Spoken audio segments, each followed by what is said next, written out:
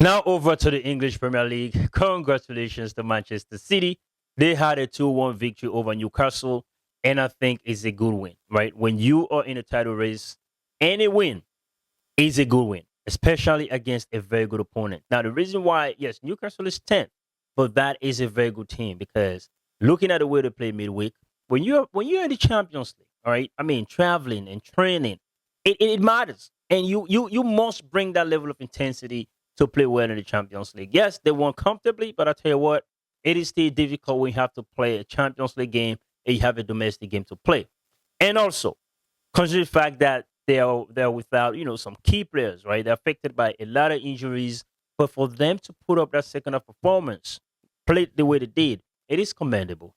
And for Manchester City, that has been the recent story, all right, in which in the first half of games they're playing very, very, very well, but that is a completely different story when you look at the way they play in the second halves of these games. Now, for Arsenal, that is a little bit encouraging, right? And for Manchester City, the reason why this win was good enough is not just because Newcastle is a very good team as well, but after the final whistle, observe the reaction of the Manchester City players, even Pep Guardiola. Now, that is a winning coach. That is a coach that has won a lot of trophies, all right, in his career, as well as his team. There are tons of players that have won the Champions League.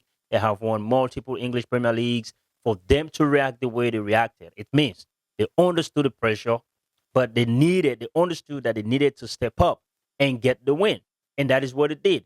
So for Arsenal, that is where I have been asking the questions about handling the pressure. Because there is no denying that. They are feeling the heat, they're feeling the pressure. It is this thing about, oh, this is Arsenal season. I mean, this is Arsenal season, and everyone is talking about it. Everyone feels like Arsenal is better positioned to go on and win this particular English Premier League. And for the fact that it has not been so smooth for the past couple of weeks, I think that itself is pressure on Arsenal. Well, the fans can deny that, but I don't think it is a reasonable denial for them to make. Now, Arsenal is up against Tottenham Hotspur. That is a North London derby. I gotta be honest, Spurs is a team that I don't trust, right? Because you don't know what you're gonna get from Spurs. And it is also the reason why they're scary. Because you don't know, they can blow hot, they can blow cold, it depends. All right. So they can actually be a problem for Arsenal tomorrow, or they can just be a simple, easy game for Arsenal tomorrow, right? But if you're Arsenal, you have one expectation and one expectation only. That is to sure get a job done and then move the pressure back to Manchester City. You need to open that gap from 2 to 5 again. All right. Because you don't want to play one more game and then you are you're giving that space for Manchester City to creep in and get to the top of the English Premier League. I don't think that is going to look good because, like I said, in terms of managing pressure, because that is where we are right now, managing the pressure. And for Arsenal, it is a little bit worse compared to Manchester City because the way they have been playing is kind of questionable. All right. Now they're not finishing the set piece opportunities and they're also having tough time in terms of creating from open plays. That is number one. Number two, I think they're a little bit fatigued. The way they played last season, all right, the Arsenal that we saw, the work rate that they used to put in, go after teams and whatnot. I'm not seeing much of that this season. And if that is the case, performance is dropping and the confidence is not there.